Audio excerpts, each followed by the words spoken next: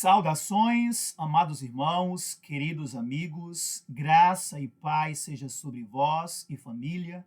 Esse é o meu desejo da parte de Deus, o nosso Pai, por meio do seu amado Filho, Cristo Jesus, o nosso Senhor e Salvador.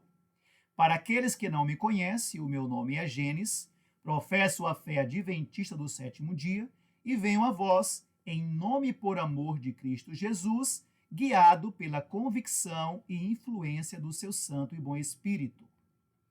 O tema do nosso estudo é esse que está na tela. As duas corridas que determinam a vida temporal e a vida eterna. Esse tema é um tema bem interessante e tenho certeza, se os irmãos examinarem até o fim, será uma bênção sobre vós. Por isso, eu convido, em nome de Jesus, a todos para examinar com atenção tudo aquilo que será apresentado. Peço isso em nome de Jesus. As duas corridas que determinam a vida temporal e a vida eterna. A primeira corrida que determina a vida temporal está representado por essas três imagens. Sabemos que a vida temporal é aquela que todo ser humano que vem ao mundo, que nasce e vem ao mundo, ele recebe essa vida temporal. Alguns vivem mais, outros vivem menos, mas todos recebem essa vida temporal. Temos aqui três imagens representando essa primeira corrida. Na primeira imagem, nós temos vários espermatozoides rumo a um ponto de chegada ou um destino. Então, aqui temos uma corrida para alcançar um ponto de chegada, um destino. Na segunda imagem, mostra qual é esse destino. Esse destino é o óvulo, o órgão materno. Em volta desse óvulo existem vários espermatozoides. Isso quer dizer que alguns alcançaram esse destino. Mas o que é que está acontecendo aqui nessa segunda imagem? Aqui continua ainda um esforço. O mesmo esforço que ocorre na primeira imagem continua a acontecer na segunda imagem. Temos aqui vários espermatozoides numa perseverança, num esforço, numa luta para encontrar a porta estreita do óvulo para entrar e ali acontecer a fecundação. Então, na segunda imagem, nós vemos um esforço. Tanto na primeira como na segunda imagem, vemos um esforço. Na terceira e última imagem, nós vemos o milagre acontecendo. Um único espermatozoide entrando no óvulo. Aqui está o milagre. Sabemos que existe o caso de gêmeos, ou até mais, de dois. Mas aqui, no sentido geral da fecundação, acontece só que um consegue entrar. O que isso representa para nós? É isso que vamos trabalhar ao decorrer do estudo. Vamos trazer essa lição para a vida espiritual, a corrida espiritual que nos leva à vida eterna. Porque existe uma vida mais importante do que a temporal, que é a vida eterna. E essa vida eterna, essa corrida, essa segunda corrida, exige também esforço, perseverança, luta contínua, e é por isso que eu estou trazendo esse tema. Vamos continuar. Aqui nós temos uma descrição do conhecimento da biologia. E diz assim: a biologia diz que após a relação sexual, o homem deposita cerca de 200 a 300 milhões de espermatozoides. Todos começam a nadar para cima, ou seja, para alcançar o seu destino, para alcançar o ponto de chegada. Dentro da trilha, para encontrar o óvulo. De todos os milhões que saem na corrida da primeira imagem, né, que são depositados, na realidade, apenas desses 203 milhões, apenas entre 300 e 500 chegam ao local, ou seja, ao óvulo. Outros se cansam no caminho. Presta atenção aqui. Outros se cansam, gravem isso. Outros se cansam no caminho, porque não é uma corrida fácil. Porque não é uma corrida fácil. Eu quero que vocês gravem essa parte. Outros se cansam no caminho, porque não é uma corrida fácil. Esses outros que cansam é a grande maioria, a grande multidão. Concordam? Ok. E dessa quantidade que chega ao óvulo, os que conseguem chegar ao óvulo, apenas um fertiliza o ovo. E, nesse caso, o vencedor é você. Sou eu e você que estamos aqui hoje. Sabemos, como eu falei, existe, né, o caso de gêmeos, mas aí é uma exceção. Né? No sentido geral da coisa, um apenas consegue entrar. Então você veja essa corrida. Mas como trazer isso para a vida espiritual? É agora que vamos entrar. Coloquei aqui mais 3 imagens. A primeira imagem nós temos aqui representando Jesus e um seguidor caminhando, seguindo ao lado de Cristo. Na segunda imagem, nós temos 2 portas, a porta larga e a porta estreita. A porta estreita diz que são poucos que acertam. Então, nós vemos aqui um paralelo, sim ou não? Na primeira corrida, nós vemos uma luta, uma perseverança, um esforço para alcançar o destino, e quando chega lá, existe ali mais um esforço para encontrar a porta e entrar por ela. Aqui na terceira mensagem, temos Jesus colocando a coroa. Isso representa que já entramos na vida eterna. Então aqui nós temos 2 ilustrações. A primeira corrida e a segunda corrida. Vamos trabalhar em cima da segunda corrida e vamos ver as implicações que essa corrida, que essa segunda corrida, né, exige de cada um daqueles que aceita a seguir, a caminhar com Cristo. Aqui eu coloquei um comentário. O objetivo desse vídeo é nos levar a uma reflexão do significado da nossa vida, fazendo um paralelo da vida temporal com a vida eterna e as suas implicações. Sem sombra de dúvidas, é fascinante refletir sobre a vida e saber que nós somos um dos milhões de espermatozoides que entrou pela porta estreita ou do óvulo de nossa escolhida mãe. Diante desse maravilhoso milagre, faremos uma análise espiritual, mostrando as implicações da segunda corrida para entrar na porta da eternidade.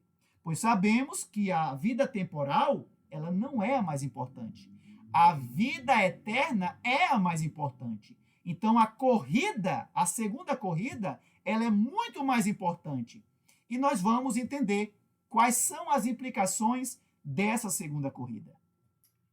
O primeiro texto que eu trago da parte de Deus se encontra no livro de João, capítulo 14, versículo 6. Disse-lhe Jesus: eu sou o caminho, a verdade e a vida. Ninguém vem ao Pai senão por mim. Ou seja, ninguém entra na vida eterna, ninguém entra no reino de Deus se não for por mim. Jesus é o caminho. Qual é o caminho? O caminho estreito. Jesus palmilhou, ele andou nesta terra pelo caminho estreito. Que caminho estreito é esse? o caminho da obediência à verdade. Então, quando ele diz eu sou o caminho, ele está falando eu sou o caminho, eu sou o exemplo do caminho que vocês devem seguir. E vocês só conseguem seguir por esse caminho se eu comunicar a vocês a verdade. Porque a verdade é a luz que nos guia pelo caminho, que nos leva à vida eterna. Segundo texto, Lucas 9, 23. E dizia a todos eles: se algum homem quiser vir após mim, venha do jeito que está. Mas quando chegar a mim, negue-se a si mesmo e diariamente tome a sua cruz e siga-me. O que significa seguir a Jesus? Existe um texto do Espírito de Profecia que diz que seguir a Cristo é estar salvo. Mas quais são as implicações de seguir a Cristo? É isso que vamos ver. Vamos continuar lendo. O livro Este Dia com Deus diz: Jesus morreu não para salvar o homem em seus pecados, mas de seus pecados. Como? Precisamos abandonar o erro de nossos caminhos, tomar a nossa cruz e seguir a Cristo. Como? O que é seguir a Cristo? Negando o próprio eu e obedecendo a Deus a todo custo. Então é assim que Cristo nos salva e nos conduz à vida eterna. Ele nos salva dos nossos pecados. Como? Exigindo de nós o abandono à confissão em nome dele e o abandono do mesmo. E esse abandono caracteriza por obediência à verdade, porque é por meio da verdade que ele mostra o caminho e automaticamente mostra os nossos maus caminhos. Então, quando a verdade mostra os nossos maus caminhos e aponta para a vida eterna, nós temos que abandonar os nossos caminhos e praticar os caminhos da verdade que Cristo nos apresentou. Quando nós fazemos isso, nós estamos seguindo a Cristo. E essa caminhada, ela é progressiva. Vamos entender um pouco mais isso. Testemunho 3 diz: mas Cristo não salva ninguém contra a sua vontade. Ele não obriga ninguém a obedecer. Então você veja que a obediência, ela está ligada com a salvação. Mas essa obediência tem que ser uma obediência não egoísta como a obediência dos fariseus. Tem que ser uma obediência voluntária, prazerosa, por amor, reconhecendo total dependência de Cristo. Quando se obedece dessa maneira, o Pai reconhece essa justiça como sendo a justiça comunicada por Cristo ao seu seguidor. Continuando, mente, caráter, personalidade. Tudo que ele cumpre fazer é seguir o líder Jesus Cristo. Então, tudo que nos cumpre fazer é seguir a Cristo. É reconhecer que ele, somente ele, pode nos conduzir à vida eterna, porque ele é o caminho, a verdade e a vida. Nele se encontra o exemplo do caminho estreito, porque ele viveu em perfeita obediência à verdade que o Pai comunicava sobre ele. Aqui diz, ó, tudo que nos cumpre fazer é seguir o líder Jesus Cristo, que nos dirá exatamente o que deve fazer. Então, Cristo, ele está ao nosso lado comunicando. Vá por aqui, se desvie para cá, faça isso. Então, ele é o nosso instrutor. Sem ele, nós não conseguimos adentrar na porta que nos concede a vida eterna. Então, é por isso que ele diz, sem mim, nada podeis fazer. Somos cegos, miseráveis, pobres e nus. Dependemos totalmente dessa companhia celestial ao nosso lado. Mas isso não nos tira ou anula o nosso esforço, a nossa obediência, a nossa luta diária. Cristo não tira isso. Ele nos capacita, nos conforta, nos anima, nos mostra as suas promessas para que sejamos animados e fortalecidos a continuar por esse caminho. A verdadeira fé assim se pergunta ao Senhor. Assim pergunta ao Senhor: que queres que eu faça, Senhor? E quando o caminho é indicado pelo Senhor, pelo Mestre, a fé se acha pronta a fazer sua vontade, custe o que custar. Estão entendendo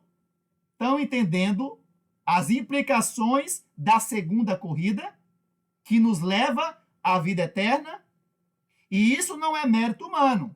Alguns podem falar: você está pregando mérito humano. Não. Eu estou mostrando aqui que existe uma cooperação divina e humana. E a cooperação humana, ela é totalmente dependente da cooperação divina. Para ficar tudo bem claro. Continuando. O livro O Cuidado de Deus diz: a verdadeira fé consiste em fazer exatamente. Não é como queremos ou como imaginamos. A verdadeira fé é fazer exatamente. Se Deus mostra no mandamento que ele quer daquela maneira, nós temos, por amor a ele, confiando inteiramente na palavra dele, buscar fazer exatamente. Se existe uma verdadeira fé, existe a falsa. Qual é a falsa? A falsa é aquela que se lê o mandamento de Deus e a pessoa, no seu critério, diz: não, eu não vou fazer exatamente assim. Deus não vai cobrar de mim se eu não fizer exatamente como ele mandou. Isso se chama justiça própria, que muitos não entendem que isso é justiça própria. Justiça própria tem um amplo sentido. Eu tenho um estudo no meu canal falando sobre isso. Estão convidados a ir no meu canal e assistir, examinar esses vídeos falando sobre justiça ou obras próprias. Pois bem, então a verdadeira fé é fazer exatamente o que Deus ordenou e não produzir o que ele não indicou. Então, quando eu recebo a palavra de Deus que me diz: filho meu, eu desejo que você faça isso dessa maneira, coma dessa maneira, vista dessa maneira, se comporte dessa maneira, eu tenho que buscar fazer exatamente.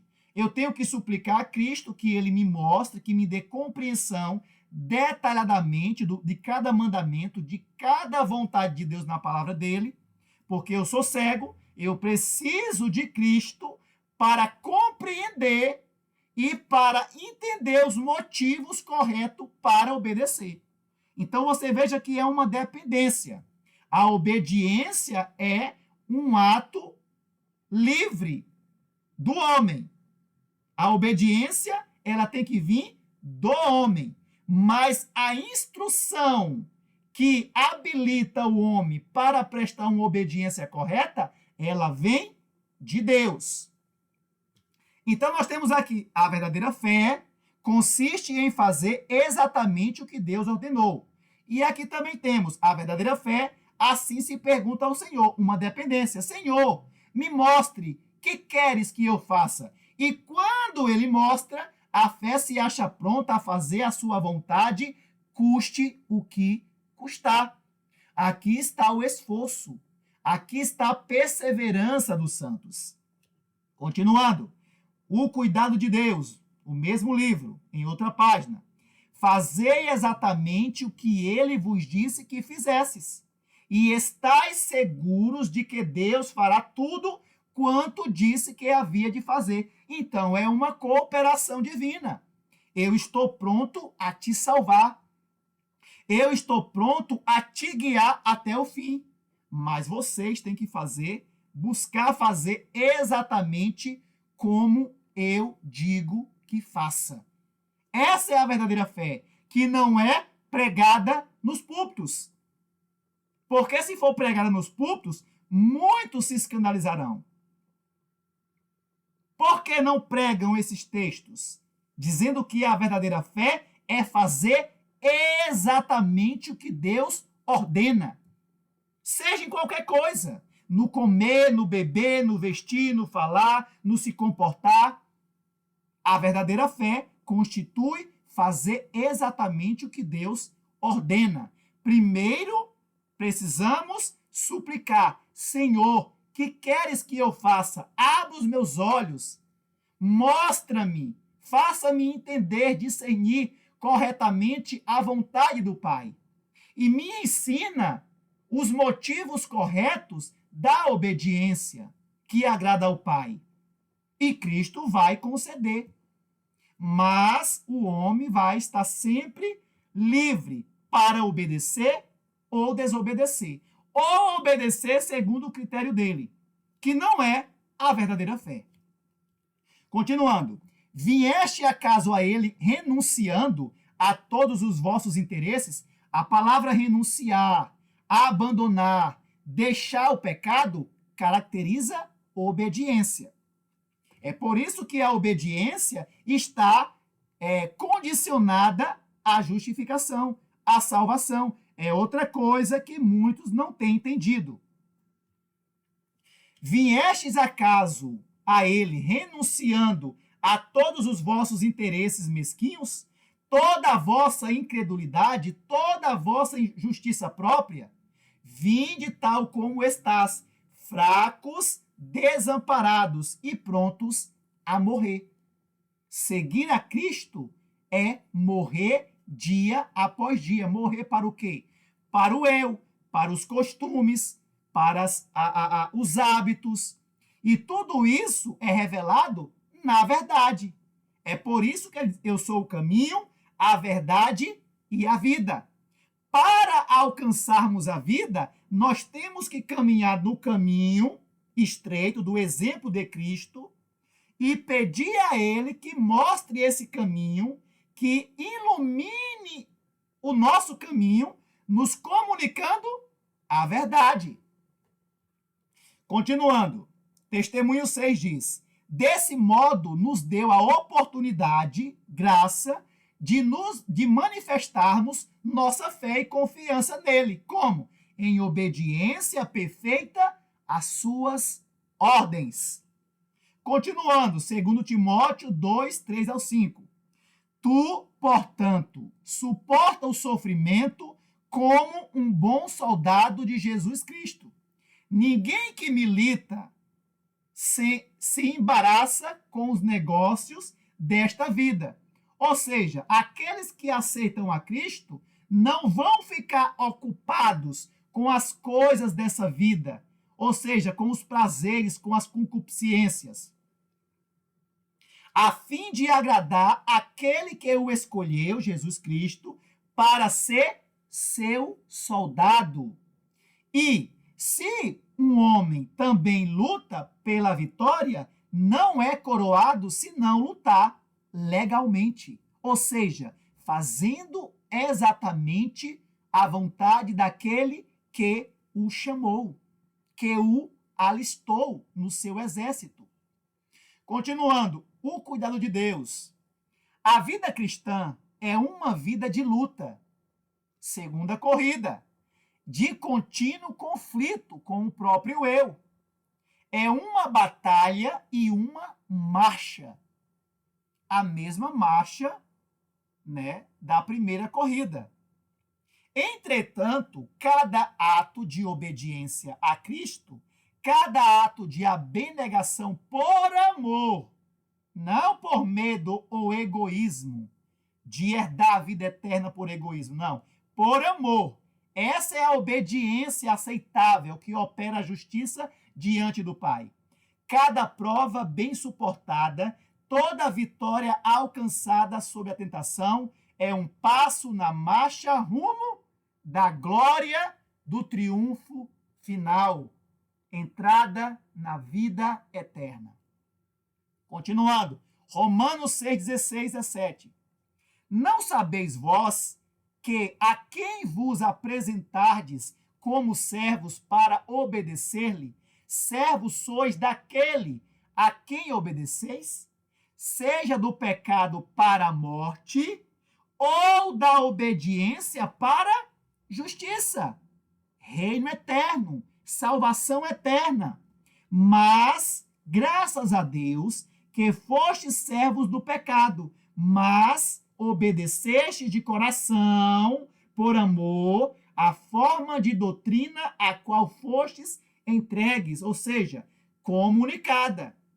Cristo comunica. Comunica e a verdadeira fé faz exatamente como ele comunicou, por amor, para a honra e glória dele. Lucas 13, 23, 24 diz: Então disse-lhe um dos seus seguidores: Senhor, são poucos os que são salvos? Então disse-lhe um: Senhor, são poucos os que são salvos? E ele lhe disse: Esforçai-vos. Peraí. Tem que se esforçar? Tem. Existe uma deturpação na questão da obra de salvação e justificação. No meu canal eu tenho falando sobre isso, tenho outros estudos que logo mais colocarei falando sobre essa questão. Existem dois tipos de obediência na Bíblia. Um não é aceitável a Deus. O outro é aceitável a Deus. Precisam entender isso. Então disse-lhe um: Senhor, são poucos os que são salvos? E ele lhe disse: Esforçai-vos para entrar pela porta estreita, porque eu vos digo que muitos procurarão entrar e não serão capazes. Como assim? Muitos procurarão entrar? Como é que eles procurarão entrar? Segundo o critério deles. Não fazendo exatamente a vontade de Deus. Porque muitos falam, mas aqui não está procurando entrar, porque eles não serão capazes. Procurando entrar segundo o critério deles, e não o critério de Cristo. É isso que está falando aqui. Vamos entender isso no decorrer do estudo.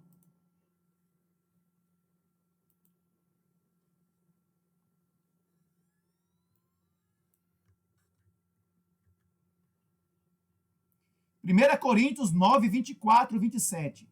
Não sabeis que os que correm em uma corrida, todos correm, mas um recebe o galardão? Olha que interessante. Assim correi para conquistá-lo. Assim correi para conquistá-lo. E todo homem que luta pelo domínio é moderado em todas as coisas. Ora, eles, os do mundo, os corredores do mundo, ora, eles o fazem para obter uma coroa corruptível, uma coroa temporal. Mas nós, uma incorruptível, eterna. Portanto, eu assim corro, não como na incerteza. Assim eu luto, não como alguém que bate no ar, mas mantenho debaixo o meu corpo. Morte do eu, sacrifício contínuo, esforço contínuo. E reduzo a sujeição à vontade de Deus, para que, por nenhum meio, tendo eu pregado aos outros, eu mesmo seja um rejeitado. Lembram daquele texto? Nem todos que professam guardar o sábado receberão o selo de Deus? Muitos que ensinavam a verdade, que conheceram todos os pontos da sua fé, que souberam a vontade do seu mestre, mas não tiveram suas obras correspondentes. Ou seja, não fizeram exatamente o que a sua fé exigia. É isso. Olhando para o alto, quando a verdade e o Espírito de Deus lhe revelavam os defeitos de caráter, Paulo abandonava, obedecia. Seu erro morria para o eu e se purificava de toda a impureza, tanto da carne como do espírito, tanto da carne como do espírito. A purificação da carne são as leis físicas, que entra a alimentação, os 8 remédios da natureza, vestuário. Isso é purificação do corpo. A purificação do espírito, da mente, é a lei moral, aperfeiçoando a sua santidade no temor de Deus. Continua, testemunho para ministros. O Senhor apresenta a verdade em contraste com o erro, apresentando também o resultado certo de aceitar a verdade, a experiência que sempre segue a obediência voluntária. É paz e descanso. Aí está a paz e descanso. É a obediência à verdade. Aquele que conhece um ponto da verdade e começa a argumentar para não obedecer aquilo e continua sua vida, sua forma de piedade, está se iludindo.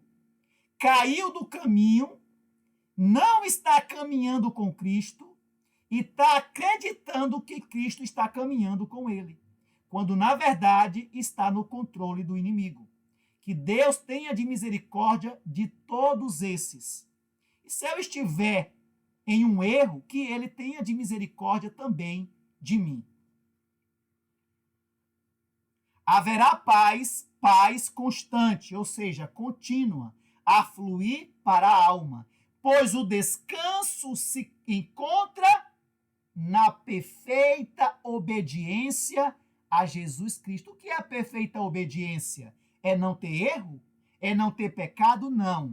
A perfeita obediência é você aceitar alegremente toda palavra que sai da boca de Deus, seja no comer, no beber, no vestir, no falar, e ali começar o bom combate, pedindo força a Deus para colocar em prática, fazer exatamente como ele comunicou. Isso é aceitar a justiça comunicada de Cristo. A obediência à vontade de Deus encontra o descanso. Está aí. Quer descanso? Vinde a mim. Eu tenho descanso. Aceita o meu jugo. O Espírito de Profecia mostra qual é o jugo. O jugo é o jugo de aceitar a obediência, de se submeter a Cristo. Tomar o jugo dele é obedecer a ele. Ele tomou o jugo do Pai, a companhia do Pai, e ele obedeceu ao Pai. E agora ele deseja que aceitemos o jugo dele, que é o quê? Nos submeter a ele. Isso é aceitar o jugo. Isso é estar descansado em Cristo. O discípulo que segue os passos mansos e humildes do Redentor encontra descanso que o mundo não pode dar, nem pode tirar. Tu conservarás em paz aquele cuja mente está firme em ti. Firme, firme. Não é numa presunção, é firme, racionalmente, levando a consciência a todos os pontos da nossa fé. É uma fé inteligente, racional, e não presunçosa, sentimental, emocional, que é a fé da grande multidão. Mateus 7, 13, 14 e 21 diz: Entrai pela porta estreita, porque larga é a porta, e amplo é o caminho que conduz à destruição, e muitos são os que entram por ela. Lembram que dos 200 e 300 milhões de espermatozoides, apenas 300 a 500 chegam, e somente um, no geral, que entra pela porta do óvulo? Então são muitos. Fiquem atentos. Fiquem atentos. Porque estreita é a porta e apertado é o caminho que conduz à vida eterna. E são poucos, muitos, poucos, os que a encontram. Por que são poucos os que encontram essa porta estreita? Porque eles buscam, porque eles clamam, eles desejam ver a porta estreita, o caminho estreito. Mesmo que esse caminho mostre alguma renúncia, algum sacrifício. É esse coração que Deus quer.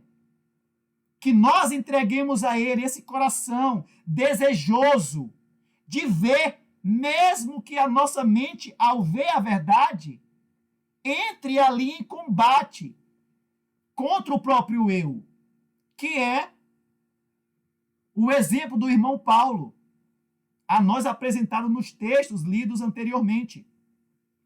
Nem todo que me diz Senhor, Senhor, entrará no reino do céu, mas aquele que faz a vontade de meu Pai que está no céu. Que faz a vontade, mas todo cristão vai falar, não, eu faço a vontade de Deus. Senhor, Senhor, mas eu preguei, mas eu ensinei, mas eu larguei alguns pecados, mas eu pratiquei algumas verdades. E ele dirá, mas você não aceitou toda a verdade, toda a vontade do meu Pai. Por isso que ele diz, nesse contexto é isso. Nem todos que me dizem Senhor, Senhor, entrará no reino dos céus. Mas aquele que faz a vontade do meu Pai, no todo, tudo aquilo que Deus exige, né, em sua igreja, por exemplo, aqueles que estão em outras denominações serão julgados pela luz que eles receberam lá, pela sua sinceridade e a luz que eles receberam lá. Nós, adventistas, seremos julgados pela luz dos pontos da nossa fé. Comer, beber, vestir, falar, se comportar. Por isso há a exigência de clamarmos ao Senhor e dedicarmos tempos ao estudo diligente da palavra, do Espírito de profecia, da Bíblia e do Espírito de profecia. Muitos estão iludidos. E a culpa, em grande parte, é desses pastores, desses cães mudos, que não pregam a verdade, que não dão o latido correto. Então, aqui, quando ele diz, mas aquele que faz a vontade do meu Pai, o que é que ele quer dizer?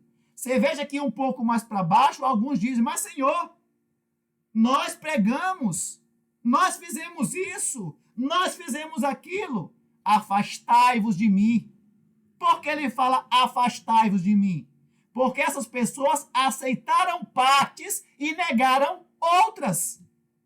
Não aceitaram a vontade de Deus em todos os pontos. Isso não é pregado nessa perspectiva de ensinamento. É por isso que as igrejas não se despertam. Ou não perseguem. Porque se pregasse essa verdade, esses pregadores estariam sendo perseguidos pelos próprios membros, porque não suportam a sã doutrina.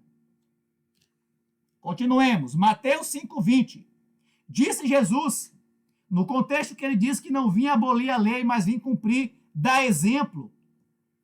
Porque eu vos digo que se a vossa justiça não exceder, não ultrapassar a justiça dos escribas e fariseus, de modo algum entrareis no reino do céu. De forma alguma. O que é que ele quer dizer aqui? O que é justiça? Obediência. Então, se a nossa obediência não exceder a obediência dos fariseus, seja na forma, nos motivos que nos leva a obedecer, como também na questão que os fariseus escolhiam partes e negavam outras. Lembram lá em Mateus 23:23? Vocês dão dízimo de tudo, mas rejeitam de fazer as outras coisas. Isso é justiça própria. Agora, na igreja hoje, quando você fala de fazer exatamente o que Deus requer de nós, no comer, no beber, no vestir, te chamam de fanático, dizendo que você está pregando justiça própria.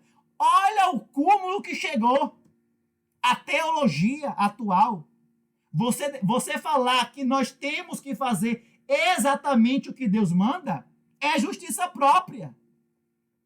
Quando, na verdade, a justiça própria é o que eles estão fazendo. Obedecendo em partes e negando partes do espírito de profecia, principalmente, falando do adventismo. Vamos continuar. Atos dos Apóstolos diz: a razão por que muitos, nesta época não fazem maiores progressos na vida religiosa é que interpretam a vontade divina como sendo apenas o que eles gostariam de fazer.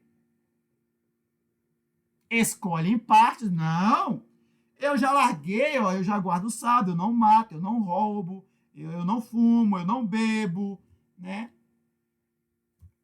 Isso é justiça própria, é calcular, né? É medir o padrão de justiça calculando o que você já fez. Isso não existe. Nós temos que estar buscando constantemente. Isso é o que faz o coração estar aberto para que Cristo continue ao lado, conduzindo, motivando.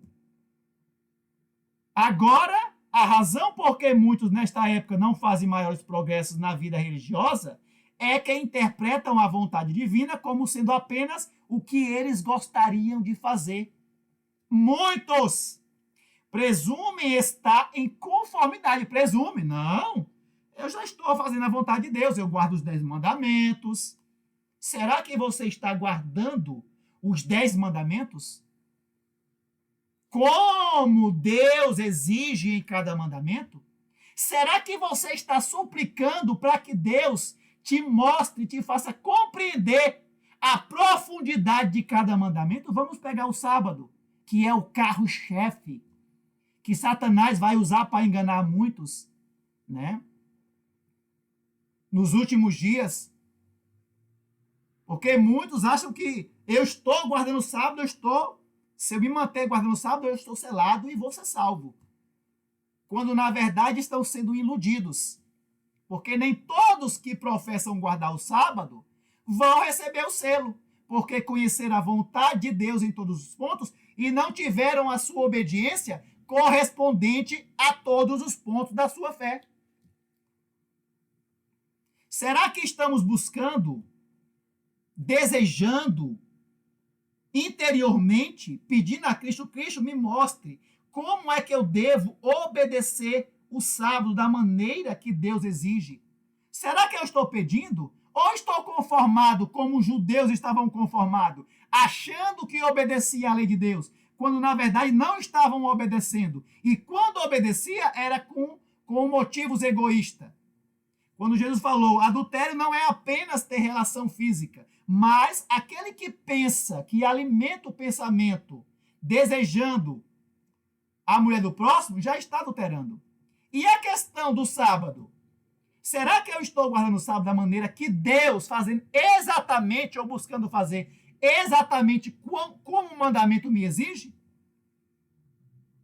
Ou eu só paro de trabalhar, não faço trabalho, né? Trabalho da empresa ou os meus trabalhos particulares, mas o resto das regras. Será que eu estou levando em conta isso?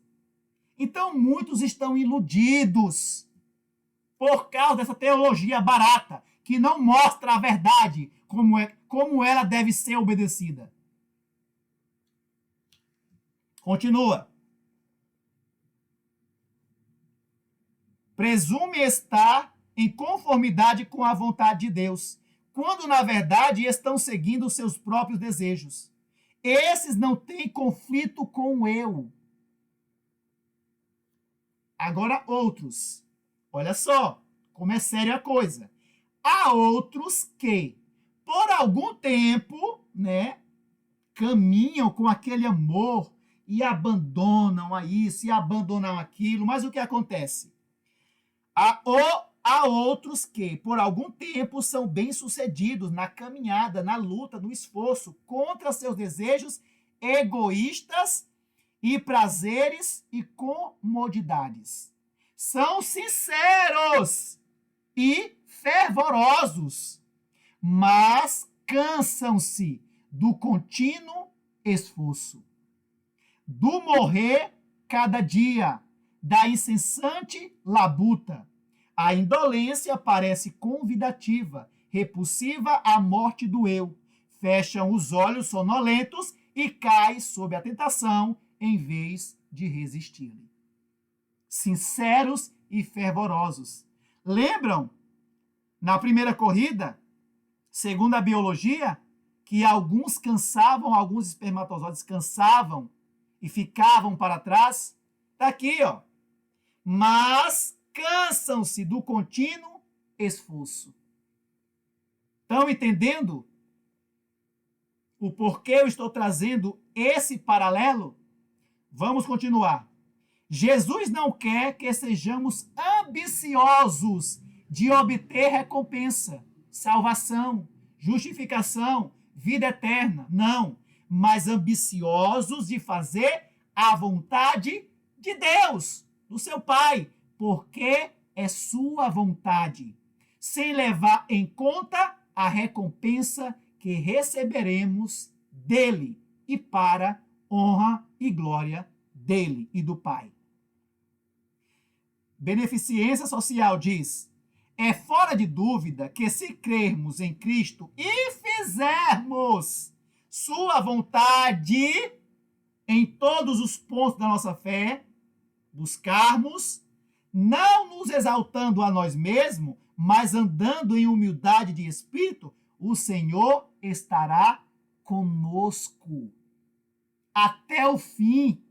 Essa é a promessa, mas existe condição, existe implicações. Nossa alta vocação diz: quando as pessoas se convertem, ou seja, decidem, aceitam o chamado da graça de Cristo e decidem segui-lo pela fé, a salvação ainda não está consumada. Por que esse texto não é apresentado pelos ditos teólogos adventistas ou líderes adventistas? Eu tenho 8 anos, eu sou um bebê na fé, mas eu tenho 8 anos e nunca vi esse texto sendo apresentado num púlpito ou num vídeo do YouTube. Por que eles não pregam? Porque eles não entendem.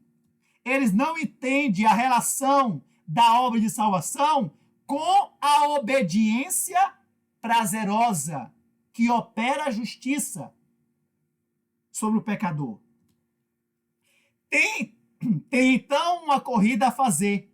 Acha-se-lhes em frente à difícil luta de combater o bom combate da fé. A batalha estende-se por toda a existência e precisa ser levada avante com decidida energia, proporcional ao valor do objeto que perseguis, o qual é a vida eterna. Bênção, não? Maravilhoso para aqueles que estão abertos a entender a verdade como ela é em Cristo Jesus e não como essa teologia apresenta. Santificação é o livre, diz: não podemos por um momento separar-nos de Cristo. Com segurança, temos que clamar: Senhor, mantenha-se ao nosso lado. Podemos contar com sua presença para assistir-nos a cada passo, mas somente observando nós as condições que ele mesmo estabeleceu. Condicional, implicações. Este Dia com Deus é o livro, diz: graças a Deus, ele nos assiste em todo o passo do caminho até o fim, sob condição, se estamos dispostos a ser salvos da maneira designada por ele, e não pelo meu critério, mediante a obediência aos seus requisitos, porque pela graça sois salvos mediante a fé, e isto não vem de vós, é dom de Deus. Veja que a graça não anula a obediência como condição para a salvação. A graça nos habilita. A graça é uma expressão ampla. A graça, ela começa a operar a salvação no homem desde quando ele está no mundo. O Espírito que está falando na nossa mente quando estávamos no mundo, ali é a graça. Sem aquela graça, ninguém se salvaria. E quando o homem aceita o chamado, essa graça continua a operar a obra de salvação, que é o quê? A renúncia do eu, como está lá em 2 Tito 2, 11 e 12. Né? Vamos ler aqui. Sua graça é dada para operar em nós o querer e o efetuar, mas nunca como substituto de nosso esforço, obediência. Os que andam nos caminhos da obediência encontrarão muitos embaraços. Para tornar a graça de Deus nossa própria, precisamos desempenhar a nossa parte. A graça é condicional. Condicional.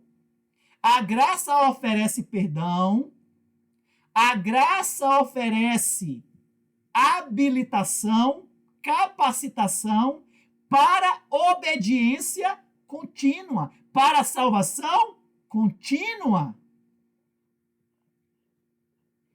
O cuidado de Deus, diz, é a fé e ela só que, em vez de dispensar-nos da obediência, nos torna participante da graça, dom de Deus em Cristo, a qual nos habilita a prestar a obediência correta. Então, a graça nos habilita. Pela fé, nos tornamos participante de quê? Nos ligamos a Cristo. E agora Cristo pode nos habilitar a obedecer da maneira correta. A graça nos faz discernir corretamente a vontade de Deus e a mesma graça nos mostra como obedecer da maneira correta. E isso é graça. Isso é graça que não é ensinado nos púlpitos. Colocaram a graça num quadrado, né? Continuemos. A graça divina amplia-lhes e multiplica-lhes as faculdades. Então, a graça é um dom, é a presença de Deus trabalhando em nossa mente, nos convencendo do pecado, da justiça e do juízo. Cristo nos salva do quê? Dos pecados. Como? Operando sua graça em nossa mente, através do seu Espírito, nos convencendo dos pecados e nos conquistando a confessar e abandonar. Essa é a condição de salvação. E toda a perfeição da divina natureza lhes acode em auxílio na obra de salvar almas. Então, é tanto para a nossa salvação, como para comunicar salvação a outros. De graça recebei, de graça dai. A providência divina ensina-nos passo a passo no caminho estreito, eu sou o caminho estreito, da obediência perfeita a Cristo. Aqui eu termino esse estudo, essa bênção. Aqui está o meu contato para aqueles que não me conhecem. Qualquer dúvida, qualquer pergunta, qualquer questionamento, esteja à vontade. Estou aqui aberto a conversar com qualquer um dos meus irmãos para entendermos a verdade como ela é em Cristo Jesus. Que o Senhor possa abençoá-los.